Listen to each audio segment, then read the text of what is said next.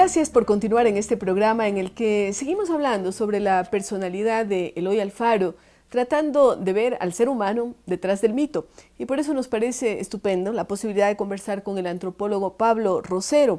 Él es investigador de temas históricos y es creador de un blog que se llama Historias a Destiempo. Bienvenido, Pablo, a este programa. ¿Por qué Historias a Destiempo? ¿Cómo es que nace la idea de este blog? Bueno, la idea de este blog nace hace aproximadamente un año y lo que pretende es aportar sobre diversos temas, temas sobre literatura, también temas históricos, temas de coyuntura actual.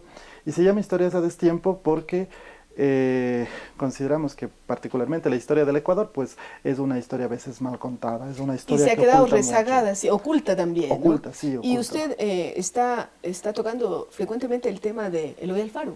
Sí, es uno de los temas que a mí me interesa mucho a raíz de un hallazgo que hice de unas cartas de González Suárez al obispo de Ibarra, fechadas poco tiempo. González Suárez, también sí, historiador. También, ¿no? Historiador, claro. ¿Y qué dice González Suárez? Bueno, él un mes después de los hechos de la hoguera bárbara, él le escribe una serie de cartas al obispo de Ibarra de aquel entonces, Ulpiano Pérez Quiñones, donde le relata con lujo de detalles lo sucedido.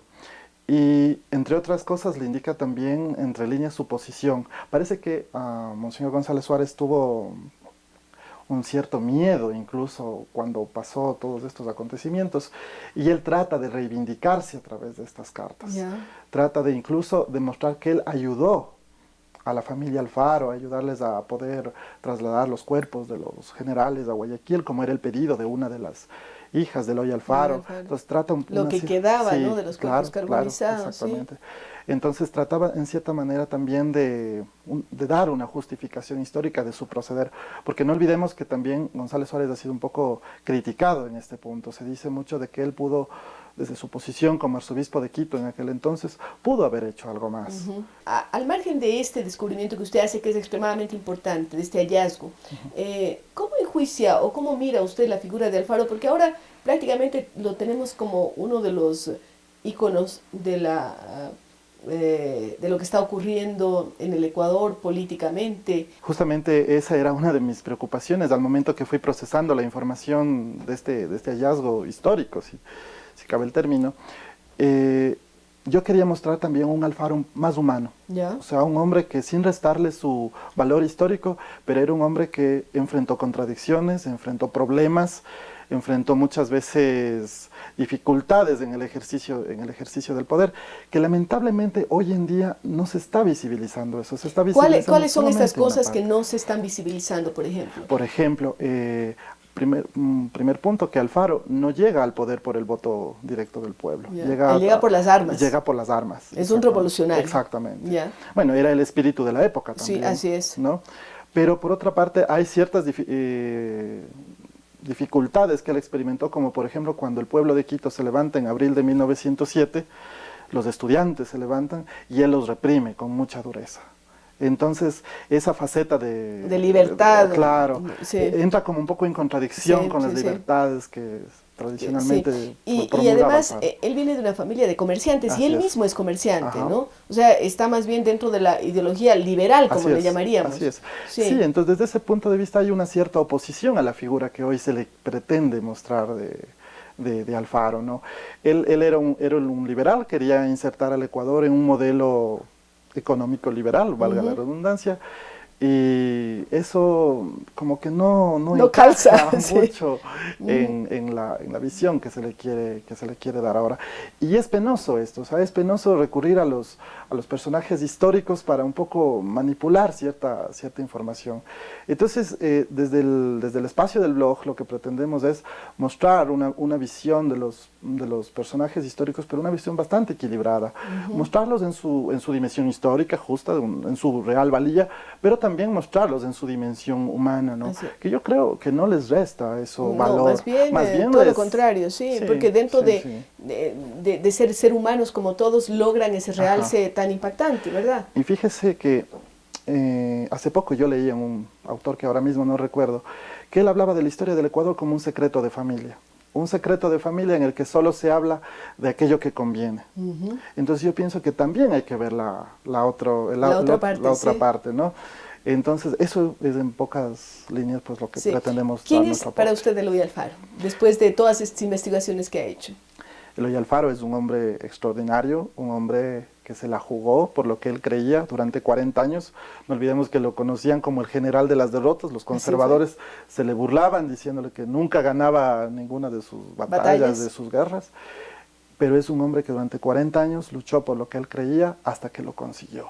Y que bueno, también en el ejercicio del poder, él enfrentó, como cualquier persona, enfrentó contradicciones propias de su tiempo, disputas incluso con sus propios coidearios liberales, pero eso es, pero es un hombre que sin duda alguna tiene un valor histórico para el Ecuador enorme. Trascendental. Trascendental porque divide la historia del Ecuador casi en dos partes. Antes y después de Alfaro. Antes y después, yo diría más que de Alfaro, de la Revolución Liberal, que fue la que trajo un movimiento muy significativo a nivel de la cultura. En la que hay otros personajes de gran trascendencia como el propio José Peralta, ¿no es cierto? El ideólogo de la Revolución Liberal. Claro que sí. El hombre que estudia, que escribe sobre lo que está ocurriendo también. Y también no olvidemos que hay otros personajes que han estado como al margen de la historia. Díganos los nombres. Desde posiciones ciertamente humildes. Por citar un ejemplo, yo ponía en mi blog, cito un poco a mis antepasados, y cito por ejemplo a mi bisabuelo, que siendo un conservador totalmente convencido, ¿no? Cuando el Ecuador enfrenta el conflicto bélico con el Perú en el año 1910, él no duda en venirse de su pueblo, venir a Quito y ponerse a las órdenes de Alfaro. Por más que era conservador, por más que tenían ideologías distintas, él viene y le dice... La patria estaba por encima de todo. General Alfaro, vengo a ponerme a sus órdenes ante esta situación que está enfrentando el país. Y no fue solamente él. En ese conflicto puntual fue todo el país el que se unió en torno a la figura de Alfaro. Pero lamentablemente tenemos aquello que después sería Tumbes, Marañón o la guerra, ¿no? Que es lo que se decía tanto y que lo recoge el propio González Suárez, ¿no? en sus libros, ¿no? Claro, la posición de González Suárez en eso también fue muy enérgica. Frontal. Y un dato adicional, González Suárez al inicio de la Revolución Liberal apoya de alguna manera a todo el levantamiento. A las montoneras que venían. Porque no olvide usted que se produce luego de concluida iniciada más bien la Revolución Liberal, empieza una invasión conservadora desde el norte del Ecuador, financiada lamentablemente por un sector de la iglesia también. Entonces venían invasiones desde el sur de Colombia hacia el Ecuador. Y frente a eso González Suárez tiene una posición tajante y escribe él era obispo de Ibarra en ese entonces, y escribe una carta a sus sacerdotes donde les dice algo que era realmente revolucionario para ese tiempo. Les dice: no es lícito perjudicar los intereses de la patria por querer salvarlos de la religión. Qué contundente, ¿eh? Contundente. Extraordinario. Para terminar, Pablo, ¿cuál es el gran legado de Alfaro, según su concepto, después de todos los estudios que ha realizado?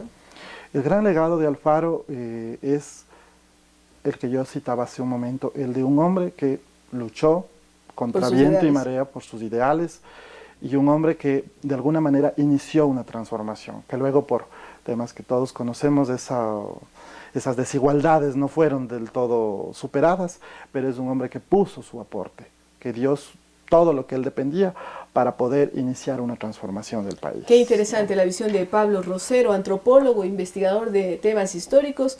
Díganos su blog, el nombre de su blog, para que la gente lo pueda seguir. Claro, la dirección es www.historiasadestiempo.blogspot.com.